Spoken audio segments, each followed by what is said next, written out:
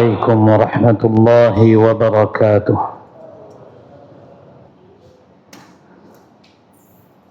إن الحمد لله نحمده ونستعينه ونستهديه ونتوب إليه ونتوكل عليه ونعوذ بالله تعالى من شرور أنفسنا وسيئات أعمالنا. من يهد الله فلا مضل له ومن يضلل فلن تجد له وليا مرشدا. أشهد أن لا إله إلا الله وحده لا شريك له وأشهد أن محمدا عبده ورسوله لا نبي بعده. اللهم صل وسلم وبارك على نبينا وحبيبنا ومولانا محمد وعلى آله وصحابته ومن سار على نهجه واستنى بسنته إلى يوم لا ينفع مال ولا بنون إلا من أتى الله بقلب سليم. قال الله تعالى في كتابه الكريم: أعوذ بالله من الشيطان الرجيم. يا أيها الذين آمنوا اتقوا الله حق تقاته ولا تموتن إلا وأنتم مسلمون. وقال في آية أخرى: وابتغي فيما آتاك الله الدار الآخرة ولا تنس نصيبك من الدنيا وأحسن كما أحسن الله إليك ولا تبغي الفساد في الأرض إن الله لا يحب المفسدين.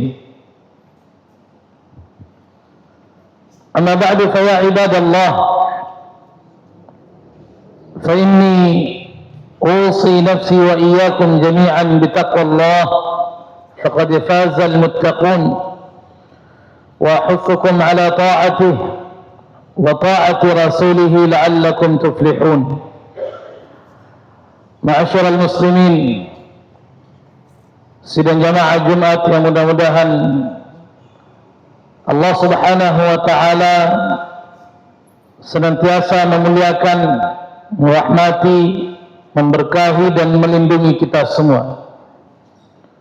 Kita bersyukur kepada Allah Subhanahu wa taala atas karunia dan nikmat yang tidak pernah terhenti yang Allah anugerahkan kepada kita.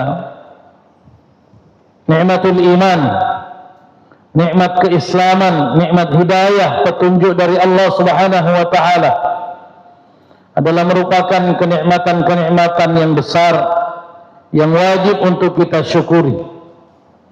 Nikmat yang menggerakkan hati kita untuk melakukan apa yang diperintahkan Allah Subhanahu wa taala. Nikmat yang memotivasi kita untuk meninggalkan segala hal yang dilarang oleh agama dan mendekat kepada Allah Subhanahu wa taala dengan segala cara yang kita mampu, tentunya untuk mendapatkan penilaian ketakwaan di sisi Allah Tabaraka wa taala. Maka itu kita wajib mengungkapkan rasa syukur dan terima kasih kita serta perwujudan dari ungkapan dan pujian atas segala nikmat ini melalui optimalisasi ibadah, optimalisasi ketaatan, dan selalu berupaya untuk mendekat kepada Allah Jalla Jalaluh untuk membuktikan bahwa kita ini adalah hamba-hamba Allah Subhanahu wa taala yang pandai bersyukur dan berterima kasih atas segala nikmatnya. Ma'asyiral muslimin rahimani wa rahimakumullahu jami'ah. Jika kita ingin menyederhanakan persoalan-persoalan yang selalu hadir dalam kehidupan kita sehari-hari, maka kita bisa mengatakan bahwa persoalan-persoalan yang sering kita hadapi setiap harinya tidak keluar dari 3 persoalan besar. Yang pertama, persoalan yang berkaitan dengan sumber penghidupan, masalah rezeki, masalah penghasilan, masalah ma'isyah, yang kemudian menjadi persoalan bukan hanya individu, tetapi menjadi persoalan negara, bahkan persoalan global. Yang kedua, persoalan yang sering dihadapi dalam kehidupan sehari-hari adalah persoalan yang berkaitan dengan solusi terhadap segala persoalan yang ada. Seringkali kita merasa masalah-masalah yang dihadapi ini tidak ada jalan keluarnya, atau ada jalan keluarnya tapi tidak ada habisnya. Selesai satu persoalan, datang persoalan yang lain. Bahkan kadangkala belum selesai satu persoalan, datang persoalan-persoalan berikutnya yang lebih besar. Dan yang ketiga, persoalan-persoalan yang sering dihadapi dalam kehidupan sehari-hari adalah kesibukan untuk mengejar dunia berlebihan dan tidak pernah tercapai. Setidaknya 3 hal ini yang boleh jadi kita sepakati sebagai persoalan umum yang terjadi dan dirasakan oleh hampir semua manusia dalam kehidupannya sehari-hari. Namun di saat kita ingin menarik persoalan-persoalan ini dalam kacamata agama, maka ada satu hadis Nabi sallallahu alaihi wasallam yang sesungguhnya telah memberikan isyarat-isyarat jelas tentang masalah ini dalam hadis yang sudah disampaikan lebih dari 14 abad yang lalu. Bahkan Nabi menyampaikan dalam riwayat yang sahih ini terhadap akar utama dari semua persoalan yang dihadapi oleh umat manusia dalam kehidupannya. Hadis yang kita maksudkan adalah hadis yang diriwayatkan dari Zaid bin Thabit radhiyallahu anhu, sebagaimana yang diriwayatkan oleh Imam At-Tirmidzi dan disahihkan oleh Imam Al-Albani. Nabi sallallahu alaihi wasallam menjelaskan bahwa semua problem kehidupan yang dihadapi oleh manusia, akar persoalannya hanya pada kesalahan menentukan orientasi hidup.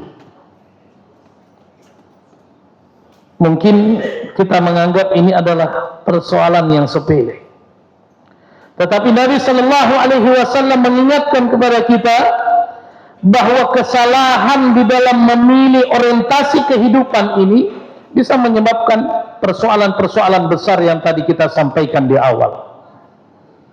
Makanya Nabi sallallahu alaihi wasallam menyampaikan dalam hadis yang sahih ini, kata beliau, "Man kanatil akhiratu hammahu," barang siapa yang kehidupan akhirat itu menjadi orientasi utama dalam kehidupannya dia di dunia, maka Allah akan memberikan 3 solusi besar dalam setiap persoalannya. Nabi sallallahu alaihi wasallam mengatakan, "Ja'alallahu ghinahu fi qalbihi." Orang yang menjadikan akhirat sebagai orientasi kehidupannya, apapun latar belakang pekerjaannya, apapun latar belakang pendidikannya, apapun latar belakang keluarganya, di saat semua hal, semua kesibukan, semua aktivitasnya itu berorientasi pada nilai-nilai akhirat, yang pertama kata Nabi, Allah akan jadikan hatinya selalu merasa cukup terhadap segala persoalan.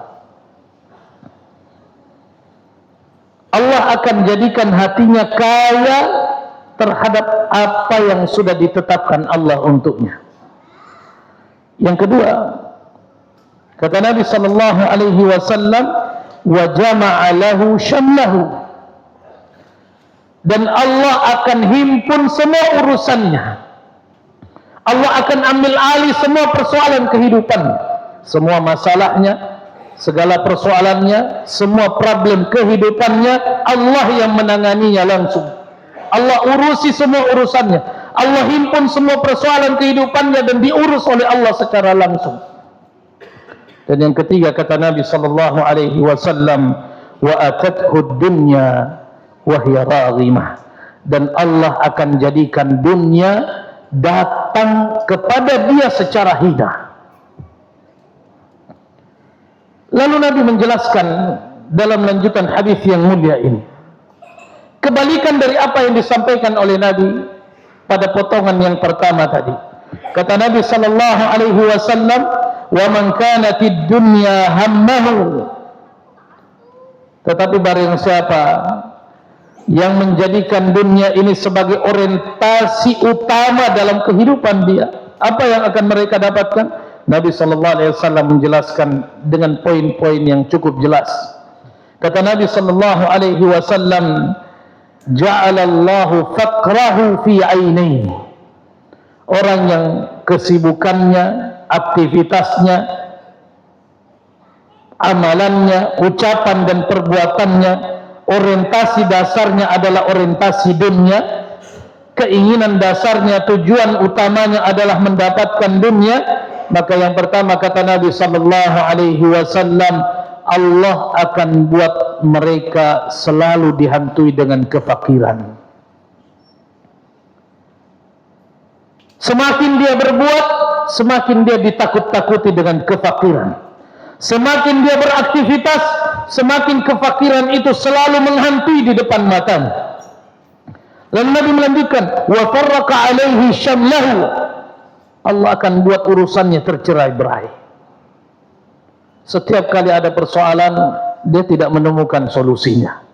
Setiap kali ada masalah ini menyebabkan kehidupannya terlalu jauh dan larut pada kesedihan dan kegundahan yang mendalam.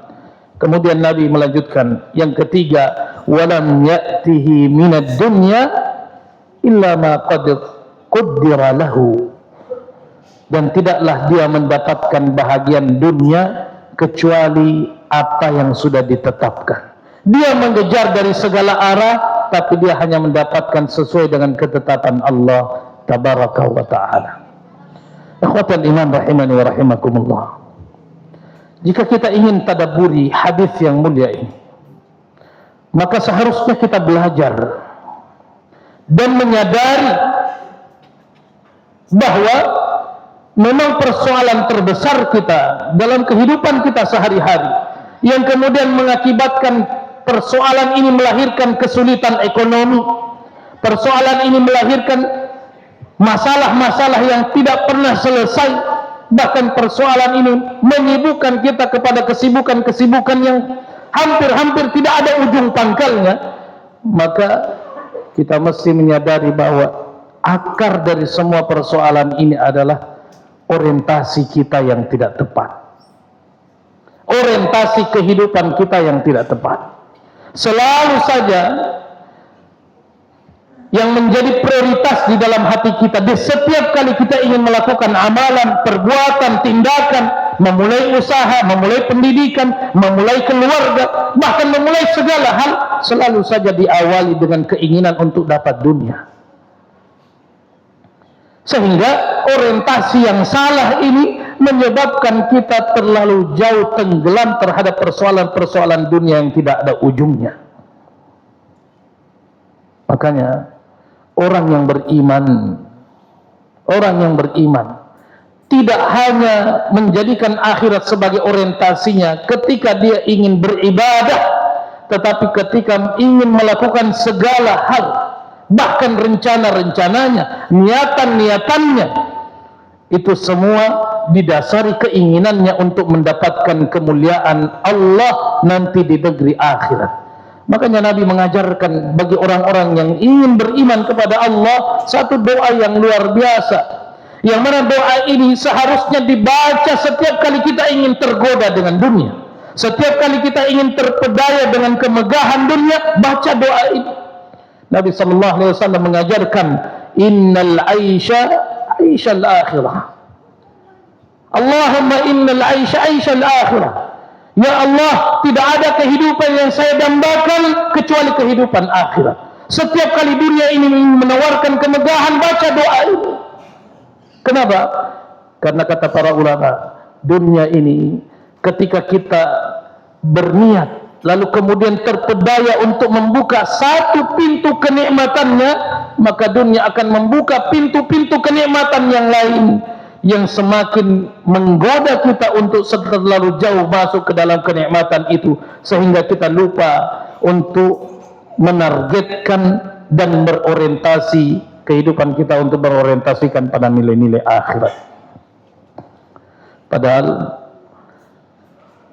bagi orang-orang yang beriman terdahulu dari kalangan sahabat-sahabat Nabi Sallallahu Alaihi Wasallam, di antara mereka ada orang yang kekayaannya unlimited, kekayaannya tanpa batas. Bahkan setiap kali dia ingin terlepas dari kekayaan, kekayaan itu datang kepadanya. Kenapa demikian? Sebab mereka tidak menjadikan kekayaan ini sebagai orientasi dasar. Mereka hanya ingin berbuat untuk mendapatkan nilai yang baik nanti di akhirat. Bahkan tidak jarang sahabat-sahabat Nabi ini menjual dengan murah nilai-nilai dunia untuk menukarnya pada apa yang mesti dia dapatkan bagi orang yang beriman nanti di akhirat. Lihat bagaimana sahabat Nabi yang mulia yang menukar kebun kurma yang berisi 600 pohon kurma yang subur di tengah-tengah kota Madinah, ditukarnya dengan satu pohon kurma di pinggiran kota Madinah. Untuk apa? Ini jual beli yang tidak masuk akal. Bagaimana mungkin ada satu pohon kurma yang berada jauh di pinggiran kota ditukar dengan 600 pohon kurma subur yang terletak strategis di tengah-tengah kota Madinah? Kalau bukan karena dorongan iman dan orientasi akhirat, tidak akan mungkin terjadi pertukaran dan jual beli seperti ini. Tetapi sahabat Nabi yang mulia yang bernama Abu Dahdah, ketika melihat peluang untuk dapat surga Allah Subhanahu wa taala, beliau rela kehilangan bukan hanya kebun, tetapi rumah yang dia tempati di dalam kebun itu dijualnya dan ditukar dengan satu pohon kurma yang berada di pinggiran kota Madinah untuk mendapatkan pohon kurma di surga. Kalau kita pakai teori bisnis hari ini adalah bisnis yang sangat tidak logis. Sebab kita seringkali hitung-hitungannya adalah keuntungan dunia. Sehingga kadangkala di saat keuntungan dunia ini berlebih, kalau perlu keimanan yang kita jual sebagai gantinya. Kalau perlu ibadah kita jual sebagai ganti untuk mendapatkan omset berlipat itu. Coba lihat lagi sahabat Nabi yang mulia yang lain. Abdurrahman bin Auf yang kita kenal sebagai konglomerat, salah satu konglomerat dari kalangan sahabat Nabi Sallallahu Alaihi Wasallam, yang salah seorang cendekiawan muslim pernah menghitung kalau dikonversikan kira-kira sampai 6.000-7.000 triliun aset beliau pada waktu itu. Beliau pernah disampaikan oleh Aisyah radhiyallahu anha, wahai Abdurrahman, saya pernah mendengarkan Nabi mengatakan bahwa sahabat Nabi yang lambat masuk surga itu kau. Menangis beliau. Kalau kita dikatakan begini, kita mungkin akan mengatakan tidak apa-apa terlambat, yang penting surga ujungnya. Tetapi Abdurrahman bin Auf ketika mendengarkan apa yang disampaikan oleh Aisyah, beliau menangis. Dan tidak ada satu-satunya yang dia bisa kambing hitamkan kecuali apa? Kecuali hartanya. Dia katakan ini yang membuat saya lambat masuk surga. Maka saat itu ketika datang kafilah dagangnya beliau dari luar negeri yang berisi 700 unta dengan segala apa yang ada di atas punggungnya, di atas punuknya. Kata Abdurrahman bin Auf, semuanya saya infakkan masuk ke dalam Baitul Mal umat Islam. 700 unta lengkap dengan hasil-hasil perdagangan di setiap punuk dari unta-unta itu. Kenapa demikian? Karena dia ingin menukarkan kehidupan akhirat dengan kenikmatan dunia yang tidak seberapa bagi orang-orang yang beriman kepada Allah Subhanahu wa taala. Sekali lagi, setiap kali kita tergoda dengan dunia, baca doa yang diajarkan Nabi, Allahumma innal aishal akhirah. Setiap kali dunia datang untuk mengganggu keimanan kita, baca doa ini. Makanya Al-Hasan Al-Basri menyampaikan di dalam salah satu literatur, beliau mengatakan, ij'al hammaka hamman wahidan. Jadikan orientasi hidupmu itu hanya satu saja, jangan dua, jangan lebih dari itu. Jadikan orientasi hidupnya hanya satu. Apa itu? Hammul akhirah. Orientasikan hidupmu untuk akhirat saja. Orientasikan hidupmu untuk akhirat saja. Sebab dunia ini tidak lebih dari sekedar kita duduk bernaung sejenak untuk kemudian melanjutkan perjalanan panjang ke negeri akhirat. Dan tidak ada orang yang hanya sekedar duduk sejenak istirahat bernaung lalu ingin tinggal selamanya di situ. Ikhwatal iman, rahimani wa rahimakumullahu jami'a. Makanya Al-Hasan Basri dalam lanjutan yang beliau sampaikan tadi, beliau mengatakan, ketika hammuka, ketika tujuan dan orientasi hidupmu itu adalah akhirat, yakfikallahu humumud dunya, maka Allah akan mencukupkan kamu dari semua persoalan yang bisa mengkhawatirkanmu di dunia. Kita ini kadangkala ingin menyelesaikan persoalan kita sendiri, seolah-olah kita hebat, sehingga seringkali solusi yang kita tempuh justru solusi dosa. Saya butuh modal, tapi kelihatannya saya tidak bisa apa-apa kecuali mengambil modal dari cara riba. Akhirnya dia ambil alihlah dosa itu. Dan ini sering menjadi warna kehidupan kita sehari-hari. Seringkali kita menganggap diri kita ini mampu menyelesaikan semua persoalan kehidupan kita tanpa campur tangan Allah, yang pada akhirnya kita memilih jalan-jalan solusi dosa yang sesungguhnya di mata Allah semakin menambah persoalan-persoalan besar kita. Apa masalahnya? Karena orientasi kita hanya dunia. Makanya Nabi menjanjikan orang yang orientasinya akhirat, jama'allahu lahu syamlah. Allah akan urusi semua urusannya. Mudah-mudahan apa yang kita sampaikan dalam khutbah Jumat ini menjadi nasihat untuk kita semua agar mulai merubah arah orientasi kehidupan kita terhadap segala hal yang kita sedang lakukan, terhadap segala aktivitas yang sedang kita rencanakan, untuk dirubahnya menjadi keinginan untuk mendapatkan penilaian-penilaian baik di mata Allah nanti di hari akhirat. Ja'alani Allah wa iyyakum minal 'amilin wal faizin wa adkhalani wa iyyakum bil jannah wan na'imil muqim. Aqulu qawli hadha wastaghfirullah li wa lakum wa lisairil muslimin min kulli dhanb fastaghfiruhu wa ya fawzal mustaghfirin wa tubu ilaihi wa ya najatat taibin.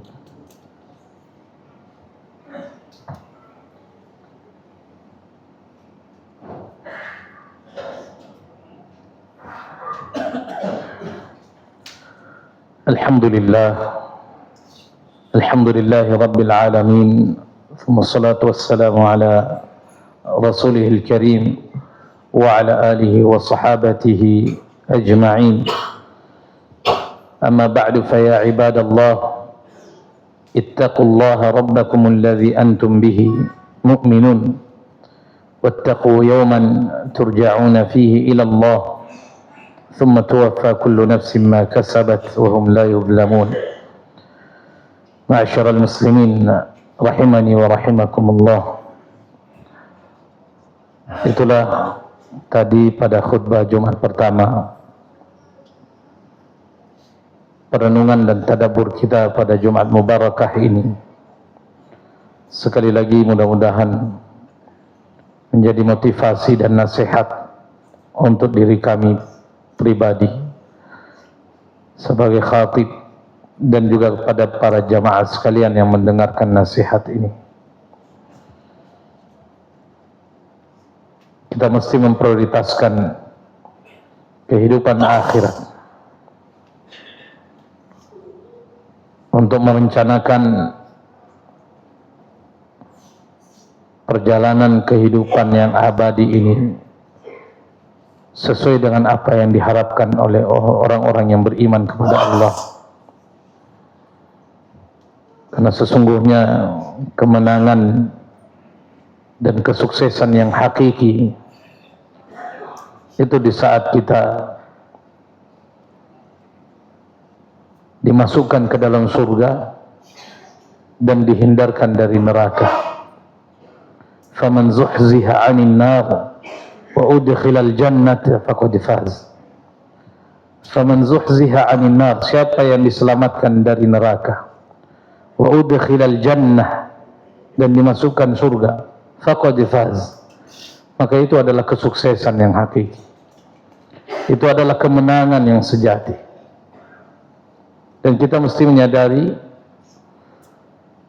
kita belum memiliki sesuatu yang bisa dibanggakan untuk memastikan kemana perjalanan kita nantinya. Jangankan kita, Utsman bin Affan